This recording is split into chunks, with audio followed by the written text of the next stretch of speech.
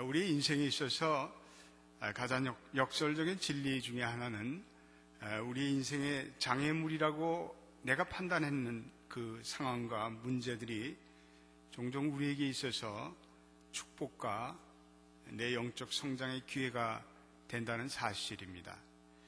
며칠 전에 신문을 보니까 그 민주당 대선 후보자인 오바마와 그리고 힐러리가 이번 대통령 선거에 대접전을 벌이고 있다는 흥미로운 기사를 읽게 되었습니다. 원래 그 오바마는 무명의 인물입니다. 그리고 그분은 유색인종이죠. 그리고 이 오바마는 원래 전국적으로 그렇게 알려진 인물이 아닙니다. 그래서 맨 처음에는 힐러리가 이 오바마를 굉장히 무시했습니다. 별로 관심도 없어 했습니다. 그 힐러리는 오히려 줄리안이 이러한 사람들과 자기가 이제 싸움을 하게 될 것이다 이렇게 생각을 했습니다. 그런데 이 오바마가 힐러리에게 수모를 당하면서 또 그녀의 교만 때문에 고통을 당하면서 이 오바마가 점점 매를 맞아도 그 매를 맞을 수 있는 맷집이 세졌습니다. 그리고 그 연단을 당하면서 이분이 점점 어떤 경륜이 생기고 비전이 생기기 시작했습니다. 그러면서 이 오바마가 전혀 예상치 않게 전국적인 그러한 인물로 부상하게 되었습니다. 그리고 마침내는 힐러리를 능가하는 그러한 민주당의 강력한 대선 후보로 이제 확정되는 순간에 있습니다. 만일 이 오바마가 힐러리라는 대적을, 강한 적을 만나서 시련을 당하고 훈련을 받지 않았다면 오늘날 오바마는 존재하지 않았을 것입니다. 저는 그 기사를 이렇게 읽으면서 머리가 끄덕여졌습니다. 여러분, 그렇습니다. 고난이 인간을 강하게 만듭니다. 역경 앞에서, 인간이 한계 상황 앞에서 인간은 창조적인 인간이 됩니다. 그리고 한층 더 성숙된 인간으로 변하는 그런 역설적인 진리를 우리는 인생 앞에서 어느 날 깨닫게 됩니다. 오늘 우리가 읽은 이 야고보서는 시련에 대한 교훈을 주고 있습니다. 야고보서에는 이런 중요한 교훈을 주고 있습니다. 모든 시련 뒤에는 하나님의 목적이 있습니다. 한번 따라해 보십시다. 모든 시련 뒤에는 하나님의 목적이 있습니다. 여러분, 아멘입니까? 예. 하나님은 우리를 성숙하게 하려고, 우리를 성장시키려고 우리의 문제를 사용하십니다. 우리의 상황을 사용하십니다. 야고보서 기자는 이렇게 말합니다. 여러분이 이 세상에 살면서 여러 가지 문제를 만날 것입니다. 여러 가지 시험을 만나게 될 것입니다. 여러분, 우리가 문제 없는 순탄한 삶을 어떻게 살아갈 수가 있습니까? 우리의 삶은 문제의 연속입니다. 한 문제를 해결하면 또 한 문제가 우리의 삶의 면전에 부딪힙니다. 밀물과 썰물과 같은 문제들이 계속해서 우리의 삶에 부딪혀 옵니다. 그러므로 오늘 우리에게 주신 말씀, 형제들아 너희가 여러 가지 시험을 만나거든 온전히 기쁘게 여기라 라고 말씀하고 있습니다. 근데 놀라운 사실은 하나님께서 그 역경의 시간에 우리로 하여금 하나님께 가까이 나오는데 그러한 시간을 사용하신다는 것입니다. 시편 34편 18절에 여호와는 마음이 강한 자를, 상한 자를 가까이 하신다 이렇게 말씀하고 있습니다. 여러분, 우리가 마음이 상해 있을 때 우리 하나님을 가까이 하는 축복이 우리에게 있습니다. 여러분, 한번 생각해 보세요. 여러분들이 경험했던 예배 중에서 가장 은혜가 되었고 눈물이 났던 예배가 언제였습니까? 어떤 시간의 예배 속에서 여러분들이 하나님의 임재가 가장 절실하게 깨달아졌습니까? 내가 너무나 힘든 시간으로 인해 마음이 무너져버리고 마치 이 세상에 홀로 버려진 고아와 같은 심정이 되었을 때 그때 드렸던 예배가 아니었던가요? 너무나 심한 고통으로 인해서 신음소리도 낼 수 없는 그때 눈물과 그리고 콧물 다해서 드렸던 그 예배 시간에 우리가 하나님이 정말 절실하게 살아있던 그러한 경험을 하지 않았던가요? 우리가 그 고통 가운데 우리는 비로소 하나님을 향해서 진실된 마음을 가지고 예배를 드립니다. 내 찬양이 간절해지고 내 간구가 뜨거워지고 우리는 그러한 시간에 가장 솔직하고 정직한 기도를 드립니다. 저는 설교자로서 종종 교인들이 목사님 설교에 은혜를 받았습니다라고 이야기를 들을 때, 그때는요, 제가 고난을 많이 겪고 있을 때입니다. 제가 병에 좀 들었을 때입니다. 그래서 좌절감을 경험하고, 그리고 어두운 터널을 지나고 있을 때 그때 선포한 설교들이 영감이 있습니다. 저는 원래 성격이 좀 성취취향적인 사람이 돼서 뭘 막 해야지 직성이 풀립니다. 가만히 있으면 아주 몸이 이수져서 뭘 못해요. 근데 어떤 때는 좀 병이 들어서 아무것도 못하고 침대에 누워서 끙끙 앓을 때가 있습니다. 그러면 하나님께 불평의 기도를 합니다. 하나님, 내가 지금 아무것도 안 하고 있습니다. 하나님, 제가 지금 아파서 누워있을 시간이 어디 있습니까? 주님, 주님의 나라가 위기입니다. 내가 지금 일을 하지 않는데 속히 병 낫게 해주세요. 근데 주님이 전혀 감동하지 않아요. 주님이 그러셔요. 야, 너 좀 정신 차려라. 냉수 먹고 속 차려라. 네가 잘해서 네 목회가 세워지냐? 한심한 친구야. 그러면 기도를 다시 드립니다. 주님 좀 깨닫게 해주세요. 바른 기도를 드리게 해주세요. 주님이 고통의 시간을 통해서 주님의 말씀을 좀 귀를 기울이게 해주세요. 혹시 제가 고쳐야 할 잘못된 것이 있으면 깨닫게 해주세요. 평소에 드리지 않았던 기도를 드리게 됩니다. 그리고 주님께서 그러한 기도를 통해서 제 자신을 깨닫게 하십니다. 그리고 그 깨달음을 통해서 하나님의 마음을 느끼게 하십니다. 그리고 그러한 깨달음이 있은 후에 말씀을 전하면 교인들이 아멘하고 은혜 받았다고 그래. 병 때문에 주님의 축복이 임했습니다. 그래서 병도 은혜고 역경도 은혜고 문제도 은혜입니다. 할렐루야. 여러분, 그렇다고 저보고 목사님 종종 아프셔서 은혜의 설교를 전해주십시오, 그렇게 인사하지 마십시오. 사도 바울이 로마서 8장 28절에 이렇게 진리를 전하고 있습니다. 하나님을 사랑하는 자 곧 그 뜻대로 부르심을 입은 자들에게는 모든 것이 합력하여 선을 이루니라. 여러분, 이것은 조건적인 약속입니다. 예수를 믿지 않는 사람들에게는 이 약속이 하나님의 약속이 아닙니다. 하나님을 사랑하지 않고 그분을 알지 않으려고 하고 영적 성장에 무관심한 자에게는 이러한 은혜가 임하지 않습니다. 왜냐하면 여기서 얘기하는 하나님이 합력하여 선을 이룬다라는 그 선이라는 것은 역경을 통해서 우리가 깨닫게 되는 하나님의 교훈을 말씀하고 있기 때문에 그렇습니다. 우리의 인생의 역경을 통해서 우리가 배워나가는 인격의 성숙을 얘기하기 때문에 그렇습니다. 로마서 8장 28절에 나타나는 이 선은 대단히 역설적인 패러독스칼한 그러한 하나님의 선을 얘기합니다. 사람들이 인생의 역경을 통해서 배워나가는 믿음을 얘기합니다. 인생의 비극 가운데 온전히 하나님을 의지하고 온전히 하나님께 헌신하는 그러한 역설적인 인간의 행위를 말하고 있습니다. 여러분, 우리의 인생 속에서 고난을 당하고 역경을 당할 때 우리가 헷갈리고 혼돈을 겪게 되는 것은 하나님이 역경을 통해서 우리에게 가르쳐 주시는 교훈을 우리가 받아들이고 들지 않기 때문에 그렇습니다. 우리가 성경을 읽어가면 성경의 인물들이 우리가 생각하는 식의 행복을 살았다는 이야기가 한 군데도 없습니다. 그것은 행복과 전혀 다른 결론으로 나타나고 있습니다. 그들의 이야기는 정반대의 이야기입니다. 요셉은 유혹을 극복했음에도 불구하고 그는 어두운 감옥에 갇혀 있어야 했습니다. 다니엘은 믿음의 고백을 했음에도 불구하고 사제굴에 던짐을 받았습니다. 하나님의 말씀을 충실하게 전했던 예레미야는 구덩이에 떨어져서 온갖 고난을 당했습니다. 복음을 위해 살던 바울은 그 탄배가 3번이나 파산을 당했습니다.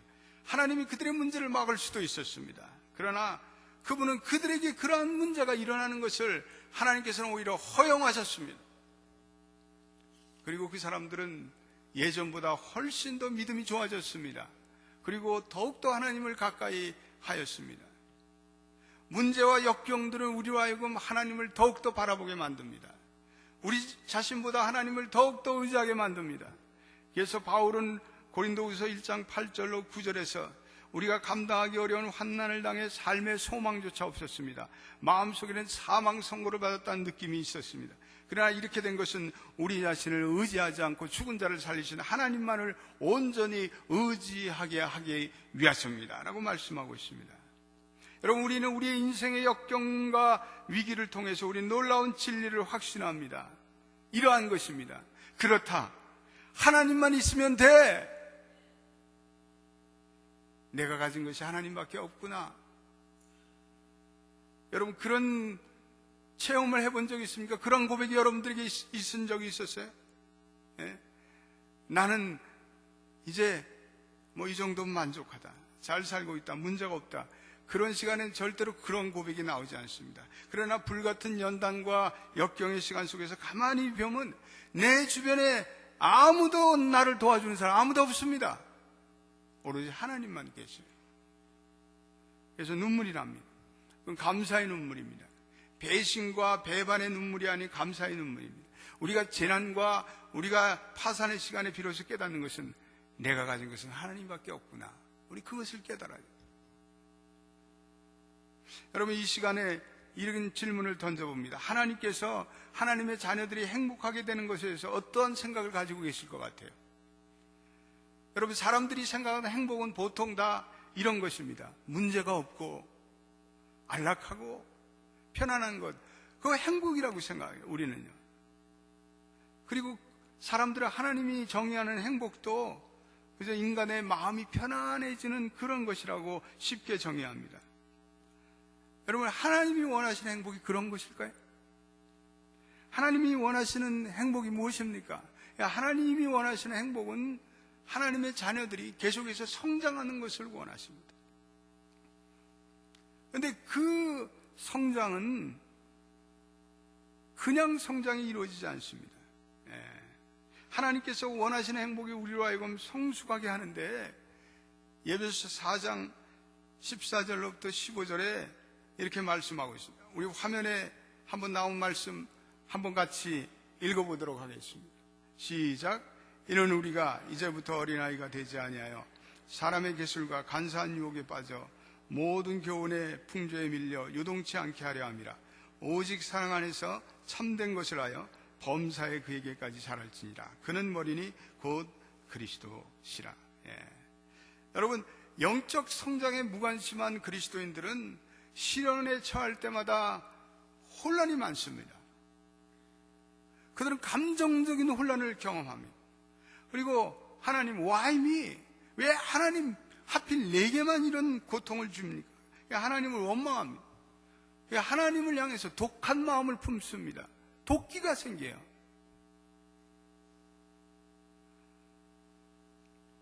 그들은 고난을 하나님이 그들을 영적으로 성장시키려는 선한 도구라는 것을 받아들이지 않습니다.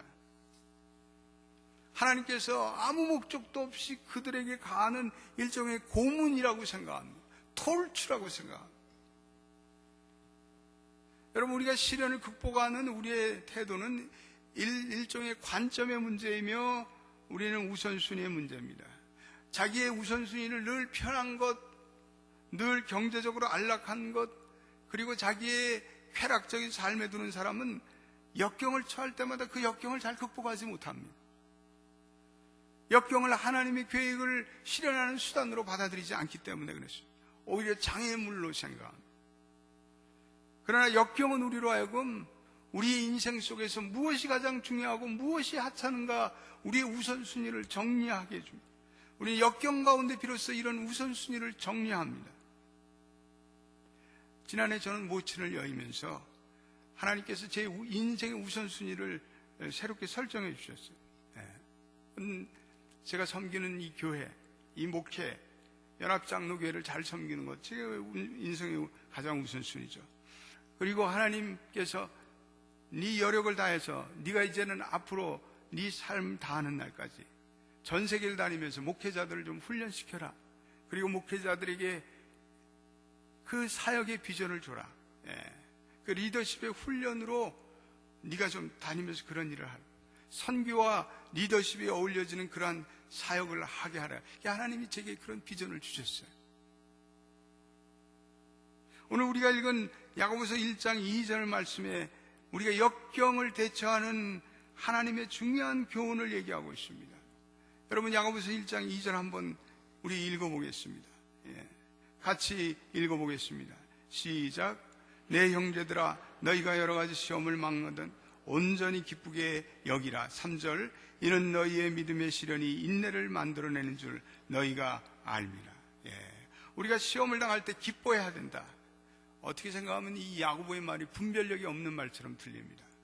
아니, 삶의 위기에 처했을 때 우리가 가장 듣기 싫어하는 말은 뭐 기뻐해라, 뭐 감사해라, 범사에 감사해라. 그런 설교 들으면 우라통이 나요.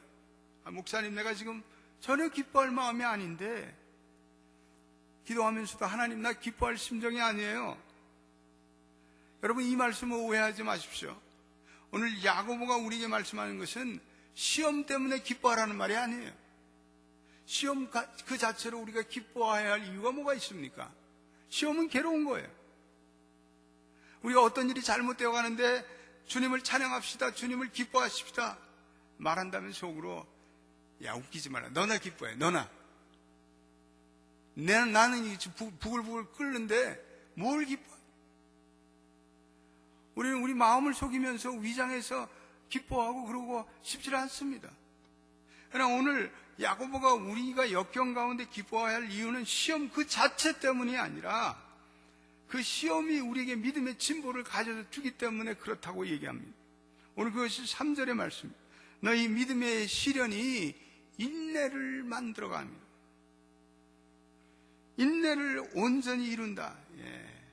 여러분, 인내는요, 우리의 영적 성장의 가장 필수 코스입니다. 이 인내라는 코스를 겪지 않는 사람들은 영적 성장이 이루어질 수가 없습니다. 이 온전이라는 것은 성숙을 의미합니다. 인간이 고통을 극복할 때 비로소 성숙해 있습니다.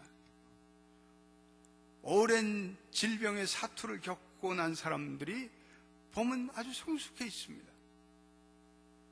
사업의 실패를 뚫고 나오신 분들, 그분들이 그때부터 예수 진짜 믿습니다.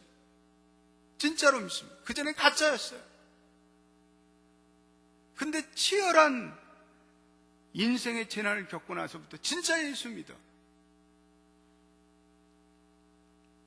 미국에 오셔 온갖 마음고생하면서 비로소 의젓해지시는 분들이 계십니다. 결혼에 말할 수 없는 고통을 통해서 비로소 관계가 무엇인가, 관계에 대해서 배우기 시작합니다. 자기를 괴롭히는 그 사람을 통해서 리더십이 성장해가는 사람을 보게 됩니다. 야고보는 인내가 우리로 하여금 성숙을 이루어줄 것이다 라고 말씀하고 있습니다. 오늘 야고보서의 그 인내를 너희가 온전히 인내를 이루라. 4절 말씀, 인내를 온전히 이루라 이렇게 말씀하고 있습니다. 이거는 온전히 이루라라는 것은 인내를 온전히 이루지 못하는 방해 세력들이 많다는 것이 암시된 말씀입니다. 아까도 말씀드렸지만 역경에 대한 그릇된 반응, 역경에 대한 그릇된 태도가 우리의 영적 성장의 치명적인 방해꾼입니다. 우리가 역경을 하나님의 도구로 받아들이지 않고 하나님이 우리를 괴롭히시는 어떤 방해 요인으로 받아들입니다. 그런 때 우리는 우리의 삶에 고통을 통해 이루시는 하나님의 역사가 지체가 됩니다. 저는 목회하면서 자기가 당하는 시험 때문에 하나님을 몹시 원망하고 신앙에서 멀어진 사람들을 알고 있습니다. 내가 아는 어떤 자매는 아버지를 병으로 잃고 하나님께서 내 아버지를 데려가셨다. 그래서 하나님에 대한 원망과 분노로 해서 지금껏 교회를 안 나옵니다. 교회를 떠난 그러한 자매가 있어요. 어떤 집사님은 남편이 자기를 계속해서 괴롭히는데 아무리 기도해도 하나님이 해결해 주시지 않으니까 신앙의 시험에 빠진 분도 계십니다. 사실 그것은 비극적인 태도입니다. 그것은 오히려 그들로 하여금 영적인 낙오자로 만들고 있습니다. 역경에 대한 그들의 시각이 바뀌지 않는 한 그들은 영적 성숙으로 한 걸음도 나갈 수가 없습니다. 그들의 영적 성숙을 위해서 하나님이 그들의 삶에 허락하시는 그 가시 때문에 오히려 영적인 혼수 상태에 빠져 있는 사람들이 있습니다. 그는 한마디로 인내로서 너희의 영적 성숙을 온전히 이루라는 하나님의 그 우리를 향하신 선한 은혜를 거절하고 있는 것입니다. 영적 성장의 과정에서 내 인생의 모든 장애물은 하나님이 허락하시는 연단의 도구로 인정하고 나 자신을 온전히 하나님께 바치기 전까지 우리 이 야곱의 말씀은 진리가 될 수가 없습니다.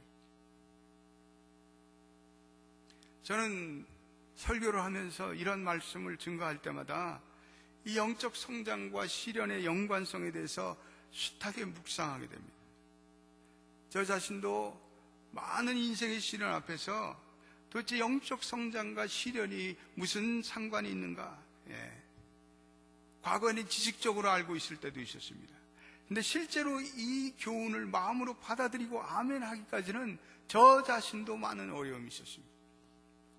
하나님께서 하나님의 자녀들을 이 영적인 시련을 통해서 하나님의 도구로 사용한다는 이 뜻이 그냥 말 좋은 변명이 아닌가. 이리 갖다 붙이고 저리 갖다 붙이고 사람들이 고통을 빠져나가기 위한 회피 수단으로 사용하지 않은가, 그런 회의도 가진 적이 있습니다. 그런데 어느 날 이 진리가 제 마음속에 믿음으로 와 확신하게 되었습니다. 오늘 6절 말씀, 오늘 우리가 읽지 않았지만 한 번 더 읽어보겠습니다. 야고보서 1장 6절 말씀 같이 읽어보겠습니다. 시작. 오직 믿음으로 구하고 조금도 의심하지 말라. 의심하는 자는 마치 바람에 밀려 요동하는 바닷물결 같으니. 오직 믿음으로 구하고 조금도 의심하지 말라.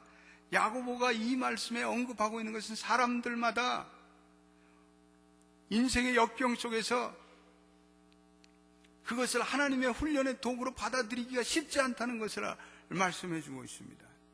여러분, 그것은 믿음이 필요합니다. 오직 믿음으로 그 상황을 받아들이고 그 시련에 나타나는 하나님의 은혜를 조금도 의심치 말라는 것입니다. 저는 목회하면서 수많은 교인들이 당하는 숱한 역경을 지켜보고 있습니다. 어떤 때는 안타까워서 기도하면서 그들을 위로하고 권면합니다. 근데 제가 그분들의 역경을 보면서 제가 어느 날 깨달은 교훈이 하나 있습니다.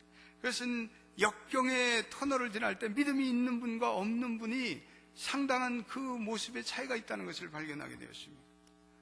중병에 걸리고 사업이 어려워지고 관계가 어려워지고 인생의 재난 앞에서 울고 괴로워하고 가슴 아파하는 사람들에게 제게 다가갔을 때 믿음의 사람들은 그 반응이 조금 달랐습니다. 믿음의 반응이 독특했습니다. 그 엄청난 시련 앞에서 제가 그분들을 향해서 혹시 저 사람이 저 시련으로 인해서 시험 들면 어떻게 라고 걱정했는데 오히려 제가 걱정했던 것은 기우였습니다. 쓸데없는 걱정이었습니다. 오히려 그분들은 저보다 훨씬 더 차분하게, 훨씬 더 담담하게 그 역경과 시련을 이겨내는 그런 분들이 계셨습니다. 어떤 때는 그분들을 신방하면서 돌아오면서 야, 저분들의 믿음이 나보다 낫다, 그런 깨달음을 가진 적이 있습니다. 목사인 저는 근심하고 걱정하는데 오히려 그분들이 저를 위로합니다. 하나님의 은혜를 여전히 감사하고 있었습니다. 그분들은 오히려 시련 가운데 큰 용기를 얻어 하나님이 자기를 돌보고 있다는 확신을 갖고 감사하고 계셨습니다.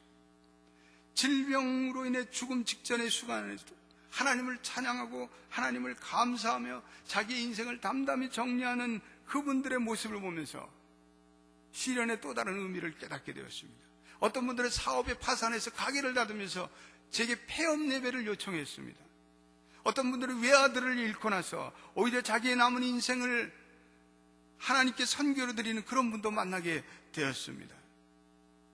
그들은 갖가지 시련으로 처음에는 충격을 받았지만 하나님께서 그 재난을 허락하신 이유를 깨닫고 믿음으로 아멘하며 그것을 받아들이셨습니다. 오히려 그들은 사람들 앞에서 그 역경 가운데서도 하나님의 신실하심을 증거하였습니다. 그들은 그 인생의 위기 앞에서 정말 이제는 중요한 것과 중요치 않은 것들을 담담히 포기할 수 있는 그런 믿음의 마음을 갖게 된 그런 분들이셨습니다. 저는 그분들의 삶을 보면서 하나님은 정말 살아계시구나, 저는 그것을 깨닫게 되었습니다. 하나님은 역경 가운데 우리가 여전히 신실히 의지할 수 있는 분입니다. 따라서 해보십시오. 하나님은 역경 가운데서도 우리가 여전히 신실히 의지할 뿐입니다. 여러분, 그렇습니다. 역경 가운데서 우리는 그 하나님이 너무나 신실하신 분이기 때문에 숱한 사람들이 그 역경의 삶 속에서 오히려 하나님의 살아계심을 입증하고 간증하고 그러는 것을 볼 때 살아있는 하나님이 아니라면 어떻게 그러한 일이 일어날 수 있단 말입니까? 오늘 야고보는 오늘 이러한 약속과 더불어서 하나의 대단히 우리에게 도전적인 축복의 약속을 주고 계십니다. 그것이 12절의 말씀, 같이 읽어보겠습니다. 시작. 시험을 참는 자는 복이 있도다. 이것이 옳다 인정함을 받은 후에 주께서 자기를 사랑하는 자들에게 약속하신 생명의 면류관을 얻을 것임이니라. 하나님께서 역경을 통해서 우리로 하여금 영적 성장으로 인도해 주실 뿐 아니라 다가올 우리의 세상에서, 우리의 내세에서 생명의 면류관을 주겠다. The crown of life를 주겠다.